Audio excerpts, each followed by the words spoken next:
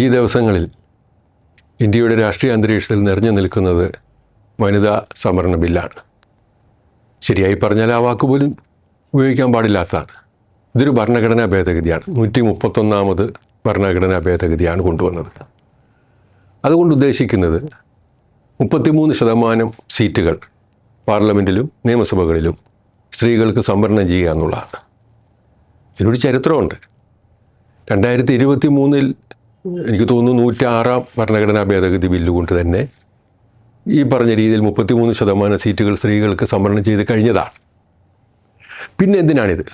പക്ഷേ ആ നിയമത്തിൽ 2023 പറയുന്നുണ്ട്, അതിനുശേഷം വരുന്ന സെൻസസിൻ്റെ അടിസ്ഥാനത്തിലായിരിക്കും അത് നടപ്പിലാക്കുക എന്നുള്ളത്. ദൗർഭാഗ്യവശാൽ അതിനുശേഷം ഒരു സെൻസസ് നടന്നിട്ടില്ല. ഇനി സെൻസസിൻ്റെ കഥയെടുത്താൽ 2011 സെൻസസിൻ്റെ അടിസ്ഥാനത്തിൽ സീറ്റുകൾ സംവരണം ചെയ്യണം എന്നാണ് ഈ പുതിയ നിയമത്തിൽ പറയുന്നത്. ഈ 2011 കഴിഞ്ഞിട്ട് വർഷങ്ങൾ കടന്നുപോയി. ഓരോ 10 വർഷം കൂടുമ്പോഴും സെൻസസ് വരണം. 2011 കണക്കനുസരിച്ച് നമ്മുടെ ജനസംഖ്യ എന്ന് പറയുന്നത് ഒരു 121 കോടിയാണ്. ഇപ്പോൾ അത് 147 കോടിക്ക് മേലെയായി. എന്ന് പറഞ്ഞാൽ ഒരു 10-26 കോടി ജനങ്ങൾ കൂടുതലായിട്ട് വന്നതിന് ശേഷവും ആ പഴയ സെൻസസിൻ്റെ അടിസ്ഥാനത്തിൽ പോകാനാണ് നമ്മൾ തീരുമാനിക്കുന്നത്. അതിന് 2021 സെൻസസ് നടന്നില്ല. അതിന് കാരണം പറയുന്നത് കോവിഡാണ്. 2021 ആയപ്പോഴത്തേക്ക് കോവിഡ് ഏതാണ്ട് മാറിക്കഴിഞ്ഞു. അത് കഴിഞ്ഞ് സമയമുണ്ടായിരുന്നു. ഇതുവരെ ഇനിയിപ്പോൾ 2026 ഒക്ടോബറിലോ സെപ്റ്റംബറിലോ മറ്റോ ആണ് സെൻസസ് തുടങ്ങുന്നത്. അപ്പോൾ ഈ പഴയ കണക്ക് വെച്ചിട്ടുള്ള റിസർവേഷൻ ഭരണം അവിടെ കൊണ്ട് അവസാനിക്കുന്നില്ല. ഈ നിലനിൽക്കുന്ന 2023 നിയമം വെച്ച് തന്നെ ഇത് ചെയ്യാമെന്നിരിക്കെ പുതിയ നിയമത്തിൻ്റെ ലക്ഷ്യം എന്താണ്? പുതിയ നിയമത്തിൻ്റെ ലക്ഷ്യമെന്ന് പറയുന്നത് അതിന് പുറകെ വരാൻ പോകുന്ന നിയമങ്ങളായിരുന്നു. അത് കൃത്യമായി പാർലമെൻറ്റിലെ അംഗസംഖ്യ കൂടുതലാണ്.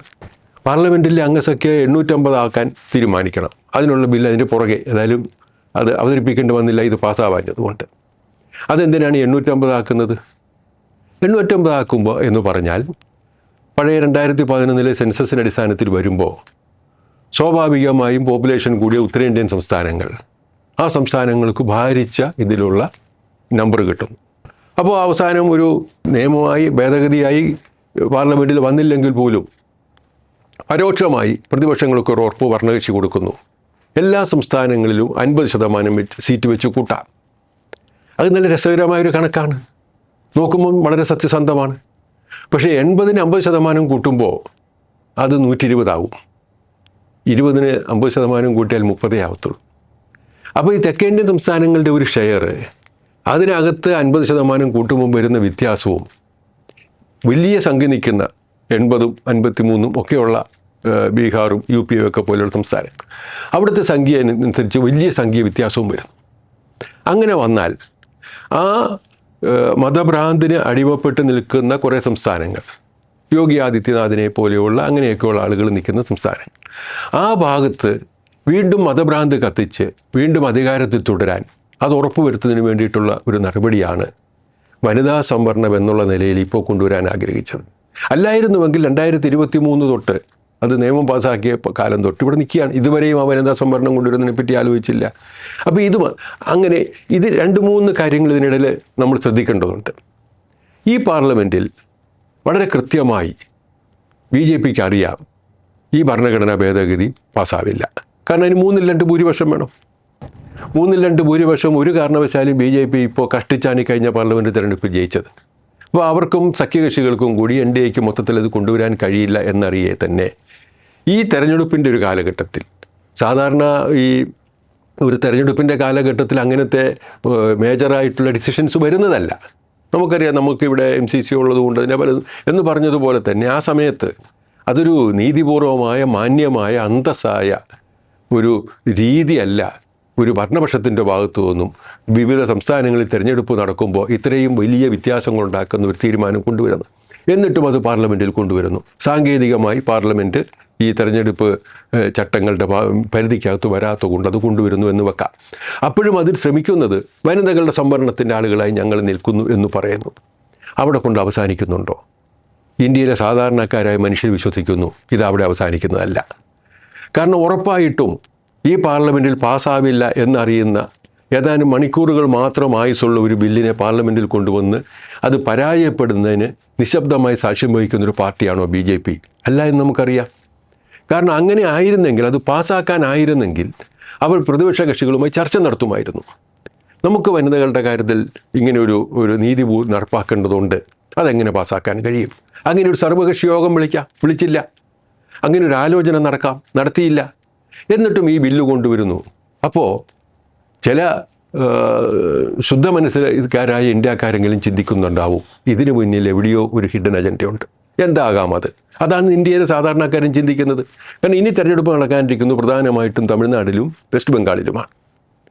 തമിഴ്നാട്ടിൽ ഈ ബില്ല് കൊണ്ട് എന്ത് വ്യത്യാസം കൊണ്ടുവന്നാലും BJPക്ക് ഒന്നും ചെയ്യാൻ കഴിയില്ല എന്ന് രാഷ്ട്രീയം അറിയുന്ന ഒരു കൊച്ചുകുട്ടിക്ക് പോലും അറിയാവുന്നു. പിന്നെ പശ്ചിമ ബംഗാളാണ്. ഈ വനിതകളുടെ കാര്യത്തിലും അവരുടെ സംവരണത്തിൻ്റെ കാര്യത്തിലും ഏറ്റവും കൂടുതൽ നടപടികൾ സ്വീകരിച്ചിരിക്കുന്ന മമതാ ബാനർജിയാണ് അവിടെ മുഖ്യമന്ത്രി. അവരുടെ അടുക്കൽ ഈ ഒരു മുദ്രാവാക്യം കൊണ്ട് നടക്കില്ല എന്ന് BJPക്ക് അറിയാത്തതല്ല. പക്ഷേ അവിടെയാണ് ചില ആളുകളെങ്കിലും ഉയർത്തുന്ന സംശയങ്ങൾ ചിന്തിക്കേണ്ടതോ ചർച്ച ചെയ്യേണ്ടതല്ലേ എന്ന് തോന്നുന്നത്. പശ്ചിമ ബംഗാളിലെ തെരഞ്ഞെടുപ്പിൽ ഏതെല്ലാം രീതിയിൽ വോട്ട് വന്നാലും ആ തെരഞ്ഞെടുപ്പിൻ്റെ ഫലം എന്തായിരിക്കണമെന്ന് ഏതെങ്കിലുമൊക്കെ ശക്തികൾ തീരുമാനിച്ച് നേരത്തെ ഉറപ്പിച്ചു വെച്ചിട്ടുണ്ടോ? മുൻകാലങ്ങളിലും അത്തരം സംശയങ്ങൾ ചില തെരഞ്ഞെടുപ്പുകളിൽ വന്നിട്ടുണ്ട്. വോട്ടെണ്ണുന്ന ചില ഭാഗങ്ങൾ കഴിയുമ്പോൾ പെട്ടെന്ന് BJPക്ക് സീറ്റുകൾ കൂടുന്നത് കാണുന്നു. അപ്പോൾ പശ്ചിമ ബംഗാളിലെ തെരഞ്ഞെടുപ്പിൽ അങ്ങനെ ഒരു സംഭവമുണ്ടായാൽ, മമതാ ബാനർജി തോറ്റാൽ, അത് ഈ കാരണം കൊണ്ട് തോറ്റു എന്ന് സമർത്ഥിക്കാൻ കഴിയുന്ന ഒരു ഗൂഢാലോചന ആരെങ്കിലും നടത്തിയിട്ടുണ്ടോ എന്ന് ഏതെങ്കിലുമൊക്കെ ആളുകൾ ചിന്തിച്ചാൽ നമുക്കവരെ കുറ്റപ്പെടുത്താൻ കഴിയില്ല. എവിടെയൊക്കെയോ എന്തെല്ലാമോ ഒരുങ്ങുന്നു. ഒന്നും കാണാതെ BJPയെ പോലത്തെ ഒരു പാർട്ടി, പ്രത്യേകിച്ച് മോഡിയെ പോലത്തെ ഒരു പ്രധാനമന്ത്രിയുടെ, അമിത്ഷായെ പോലത്തെ ഒരു ചാണക്യൻ്റെ നേതൃത്വത്തിൽ ഈ ഗവൺമെൻറ് നിൽക്കുമ്പോൾ ഇങ്ങനെ വെറുതെ ഒരു 2-3 ദിവസത്തേക്ക് ഒരു ചർച്ചയ്ക്ക് വേണ്ടി മാത്രമായി ഇത് കൊണ്ടുവരും എന്ന് ആരും ചിന്തിക്കുമെന്ന് എനിക്ക് തോന്നുന്നില്ല. ഏതായാലും വരാനിരിക്കുന്ന ദിവസങ്ങൾ ഈ കഥ പൂർത്തിയാക്കും എന്നുള്ളതിൽ സംശയമില്ല. നമ്മുടെ സംസ്ഥാനത്ത് ഇപ്പോൾ തിരഞ്ഞെടുപ്പ് കഴിഞ്ഞു.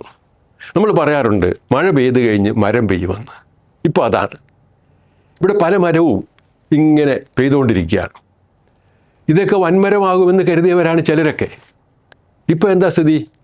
തെരഞ്ഞെടുപ്പ് നടന്ന് വോട്ടെടുപ്പ് പൂർത്തിയാകുന്നിടം വരെയും നടന്നിരുന്ന ചർച്ചകൾ ഒന്നാണ്. വളരെ ശക്തമായ ഒരു തെരഞ്ഞെടുപ്പ് നടക്കുന്നു, ഇടതുപക്ഷ മുന്നണിക്ക് ഒരു ഭൂരിപക്ഷം കിട്ടാം, UDFന് ഭൂരിപക്ഷം കിട്ടാം എന്നൊക്കെയുള്ളത് കേട്ടു. വളരെ പെട്ടെന്ന് ഇവിടുത്തെ മാധ്യമങ്ങളും പ്രതിപക്ഷ നേതാക്കളും കൂടി UDFന് ഭൂരിപക്ഷം കൊടുക്കുകയും UDFൻ്റെ മുഖ്യമന്ത്രി ആരാന്നുള്ളതിനെ പറ്റി ചർച്ച തുടങ്ങുന്നു. സ്വപ്നം കാണുന്നത് നല്ലതാണ്. പ്രത്യേകിച്ചും സ്വപ്നം കാണാനുള്ളൊരു മനസ്സെങ്കിലും അവശേഷിപ്പിക്കാനും കഴിയുന്നത് 10 വർഷക്കാലം പ്രതിപക്ഷത്തിരിക്കുന്ന പാർട്ടികൾക്ക് വളരെ നല്ലതാണ്. കാരണം ഇല്ലെങ്കിൽ ചിലപ്പോൾ ജീവിതം തന്നെ മുരടിച്ചു പോയി എന്നിരിക്കാം. പക്ഷേ എന്നാലും ഇവർ വളരെ കൃത്യമായി പറഞ്ഞൊരു വാചകമുണ്ട്. ടീം UDF ആണ്. കോൺഗ്രസ് എല്ലാ പ്രശ്നങ്ങളും പരിഹരിച്ചിരിക്കുന്നു. ഞങ്ങൾക്ക് തെരഞ്ഞെടുപ്പ് കഴിഞ്ഞാൽ മിനിറ്റുകൾ കൊണ്ട് മുഖ്യമന്ത്രിയെ തീരുമാനിക്കാൻ കഴിയും. ഇപ്പോൾ പരസ്യമായി നടു റോഡിൽ മുഖ്യമന്ത്രിമാർ നിരന്ന് നിൽക്കുകയാണ്. ചെറിയ ആളുകളല്ല പറയുന്നത്. സാധാരണ ഒരു ലോക്കൽ അല്ലെങ്കിൽ നിയോജക മണ്ഡലം തലത്തിലെ നേതാക്കൾ പറഞ്ഞാൽ മനസ്സിലാവും. ഇത് MPമാരാണ്, നാഷണൽ വർക്കിംഗ് കമ്മിറ്റിയിലുള്ളവരാണ്. അങ്ങേയറ്റത്തെ കോൺഗ്രസിൻ്റെ ഏറ്റവും വലിയ രാജകുമാരനോട് അടുത്ത് നിൽക്കുമെന്ന് പറയുന്ന MLAമാരടക്കം മുഖ്യമന്ത്രി ആരായിരിക്കണമെന്നുള്ള അഭിപ്രായങ്ങൾ പറയുന്നു. എന്താ അങ്ങനെ സംഭവിക്കുന്നത്? അപ്പോൾ അധികാര കൊതിയുടെ തീവ്രതയിൽ നിന്ന് ഒരു ഇഞ്ച് താഴോട്ട് പോകാൻ കോൺഗ്രസ്സുകാരന് ഒരു കാലത്തും കഴിയില്ല എന്ന് നമുക്ക് കാണാം. വിസ്മയങ്ങളുമായിട്ടാണ് കടന്നു വന്നത്. ആ വിസ്മയങ്ങളെ പറ്റി നമ്മൾ നേരത്തെ പറഞ്ഞിട്ടുണ്ട്. വിസ്മയങ്ങൾക്ക് തുടക്കം കുറിക്കുന്നുവെന്ന് പ്രതിപക്ഷ നേതാവ് പറഞ്ഞു. വിസ്മയങ്ങൾ ഒത്തിരി ഉണ്ടായി. കോൺഗ്രസ്സുകാർ കഴിഞ്ഞ തവണ മത്സരിച്ച 14 പേർ NDA സ്ഥാനാർത്ഥികളായപ്പോൾ വിസ്മയം പൂർത്തിയായി നമ്മൾ കരുതി. ഒരിക്കലും ഭിന്നാഭിപ്രായം പറയാത്ത മുസ്ലിം ലീഗിൻ്റെ വനിതാ സംഘടനയുടെ അഖിലേന്ത്യാ സെക്രട്ടറി ലീഗിൻ്റെ തീരുമാനങ്ങൾക്കെതിരെ അഭിപ്രായങ്ങൾ പറഞ്ഞപ്പോൾ വിസ്മയങ്ങൾ നമ്മൾ കണ്ടു. കോൺഗ്രസിൻ്റെ KPCC ഭാരവാഹി കോൺഗ്രസിനെതിരെ മത്സരിക്കുന്നത് കണ്ടപ്പോഴും വിസ്മയങ്ങൾ. ഇനി ഈ വിസ്മയങ്ങളുടെ ഏറ്റവും അവസാനത്തെ വിസ്മയമായി മുഖ്യമന്ത്രി കസേരയിലേക്കുള്ള ചർച്ചകൾ നടക്കുകയാണ്. ഇതെല്ലാം ഇല്ലാത്ത ഒന്നിനെ പറ്റിയിട്ടാണ് ഓർക്കണം. വോട്ട് എണ്ണിയിട്ടില്ല, ഭൂരിപക്ഷം കിട്ടിയിട്ടില്ല, കിട്ടാനുള്ള സാധ്യതയും കാണുന്നില്ല. എന്നാലും എന്തെങ്കിലും ഒന്ന് സ്വപ്നം കാണാനുണ്ടെങ്കിലെങ്കിലും മുഖ്യമന്ത്രി ആവണമെന്ന് ആഗ്രഹിക്കുന്ന ആളുകളെ കൊണ്ട് കോൺഗ്രസ് നിറഞ്ഞിരിക്കുന്നു. ഇതാണ് കേരളത്തിലെ രാഷ്ട്രീയത്തിൻ്റെ സ്ഥിതിയെന്ന് നമുക്കറിയാം. ഞാൻ അതിലേക്ക് കൂടുതൽ പോകാൻ ആഗ്രഹിക്കുന്നില്ല. കാരണം പറയുന്ന വാക്കുകളിൽ ഒരിക്കലും പിന്നീടൊന്നും പറയാത്തവരാണ്. ഇത് പറയുമ്പോഴും രാഷ്ട്രീയത്തിനപ്പുറത്തുള്ള ചില സംഭവങ്ങൾ നമ്മുടെ മനസ്സിൽ വരും. വാൽപ്പാറയിൽ 9 പേര് മരിച്ചു. അതാണ് ഇതുവരെ കിട്ടിയ കണക്കെന്ന് എനിക്ക് തോന്നുന്നു. ഒരു സ്കൂളിൽ നിന്ന് വിനോദയാത്ര പോയവരാണ്. നമുക്കെല്ലാവർക്കും അതിൽ ദുഃഖമുണ്ട്, ഒരു സംശയം അക്കാര്യത്തിലില്ല. സന്തോഷിക്കാൻ പോയവർ, ചെറിയൊരു ഉല്ലാസത്തിന് പോയവർ, ആ യാത്ര ജീവിതയാത്രകൾ അന്ത്യമാകും എന്ന് കരുതിപ്പോയവരല്ല. അവരുടെ സ്മരണകൾക്ക് മുന്നിൽ ഞാൻ അന്ത്യാഞ്ജലികൾ അർപ്പിക്കുന്നു. പക്ഷേ അതിനോടൊപ്പം നമ്മൾ കേരളീയർ ശ്രദ്ധിക്കേണ്ട കുറേ കാര്യങ്ങളില്ലേ? വിനോദയാത്രകൾ ഒരു കാരണവശാലും നമുക്ക് ഒഴിവാക്കാനൊക്കുന്നതല്ല, യാത്രകളൊന്നും ഒഴിവാക്കാനൊക്കുന്നതല്ല. പക്ഷെ ശ്രദ്ധിക്കേണ്ട കാര്യങ്ങൾ അത് നമ്മൾ എവിടെ തുടങ്ങും? ഈ ഒരു അപകടം എന്തെങ്കിലും ഒരു പ്രത്യേക കാരണം കൊണ്ടാണെന്നൊന്നും ഞാൻ ആക്ഷേപിക്കുന്നില്ല. പക്ഷേ ഇത്തരം സംഭവങ്ങൾ നമുക്ക് ആവർത്തിച്ചു കൊണ്ടേയിരിക്കുന്നു.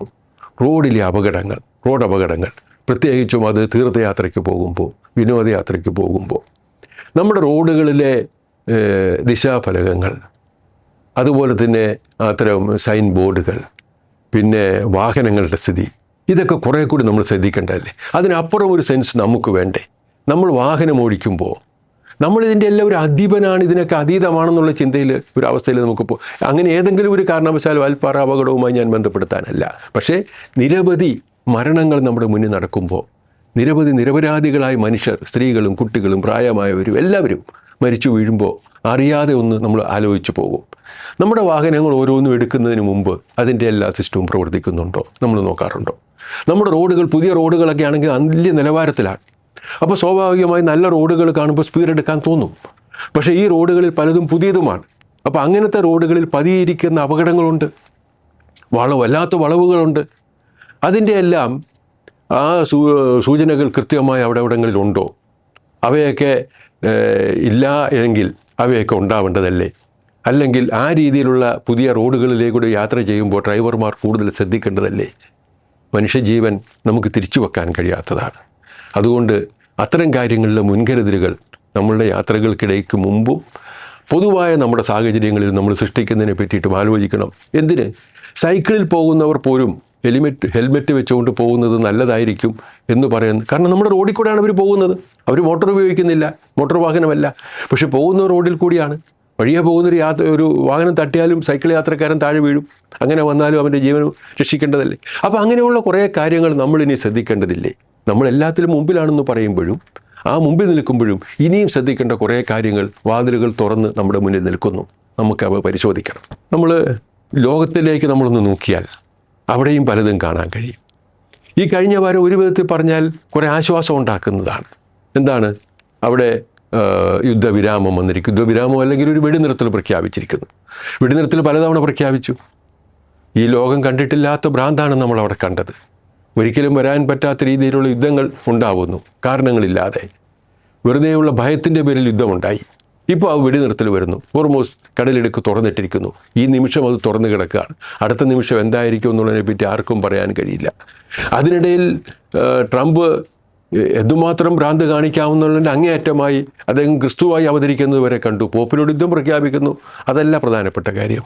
അദ്ദേഹം ക്രിസ്തുവിൻ്റെ വേഷത്തിൽ ക്രിസ്തുവായി നിന്ന് ഒരാളുടെ തൊട്ട് പ്രാർത്ഥിക്കുകയോ അദ്ദേഹത്തിന് അനുഗ്രഹിക്കുകയോ ചെയ്യുന്ന മറ്റുള്ള ചിത്രങ്ങൾ പോസ്റ്റ് ചെയ്യുന്നു. എന്താ നമുക്ക് സംഭവിക്കുന്നത്? അധികാരം അത് എത്ര വലിയ ആളുകൾക്കാണെങ്കിലും അത് തലയ്ക്ക് പിടിച്ചാൽ അത് എത്രയോ അപകടകരമായി തീരുന്നു എന്നുള്ളതിൻ്റെ ഉദാഹരണമാണ് ട്രംപ് എന്ന് നമുക്കറിയാം. പക്ഷേ ട്രംപിനെ പോലെ ഈ ലോകത്തിലെ ഏറ്റവും വലിയ ശക്തി എന്ന് അഭിമാനിക്കുന്ന ഒരു രാഷ്ട്രത്തിന് തലപ്പത്തിരിക്കുന്ന ആൾക്കത് വന്നാൽ ആ ഭ്രാന്തിൻ്റെ ദൂരവ്യാപകമായ ഫലങ്ങൾ അനുഭവിക്കേണ്ടി വരുന്നത് എത്ര പേരാണ്?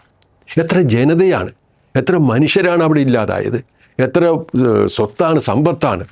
അത് പ്രകൃതിവാതകവും എണ്ണയും മാത്രമല്ലല്ലോ, അവിടുത്തെ കെട്ടിടങ്ങൾ, അവിടെ പടുത്തുയർത്തിയിരുന്ന ആ ഇൻഫ്രാസ്ട്രക്ചർ മുഴുവനും ഇറാനിൽ തകർന്നു കാണുന്നു. ഇതെല്ലാം മനുഷ്യനുണ്ടാക്കി തീർത്ത കാര്യങ്ങളാണ്. ഇതിനെയെല്ലാം തകർത്തുകൊണ്ടേ പൊയ്ക്കൊണ്ടിരിക്കുന്നു. അതിനെല്ലാം ഉപരി മനസ്സമാധാനം, ലോകസമാധാനം, മനുഷ്യരുടെ ജീവൻ. സ്കൂൾ കുട്ടികളിലാണ് തുടങ്ങിയത് ഈ ഹോമം. നമ്മൾ കണ്ടതാണ്. സ്കൂൾ കുട്ടികളാണ് ആദ്യം മരിക്കുന്നത്. അവിടുന്ന് തുടങ്ങി ഇതുവരെയുള്ള എത്രയോ ജീവിതങ്ങൾ അവിടെ ഹോമിക്കപ്പെട്ടു. ഇതൊക്കെയും അധികാരത്തിലിരിക്കുന്ന ആളുകൾക്ക് ഭ്രാന്ത് പിടിച്ചാൽ സംഭവിക്കുന്നതാണ് എന്ന് പറഞ്ഞ് നമുക്ക് ഉപേക്ഷിക്കാൻ കഴിയുമോ? സമാധാനത്തിൻ്റെ ചില്ലകൾ കൂടുതൽ കാണേണ്ട ഒരു കാലഘട്ടത്തിലാണ് നമ്മൾ ജീവിക്കുന്നത്. ഇനിയും ഉറക്കെ മനുഷ്യർ ചിന്തിക്കേണ്ടിയിരിക്കുന്നു. അന്താരാഷ്ട്ര നിയമങ്ങൾ ശക്തിയുടെ നിയമങ്ങളായാൽ പോല അവ സമാധാനത്തിൻ്റെ സന്ദേശങ്ങളായി മാറിത്തീരുന്ന ഒരു കാലഘട്ടം നമുക്ക് മുന്നിൽ വരേണ്ടിയിരിക്കുന്നു.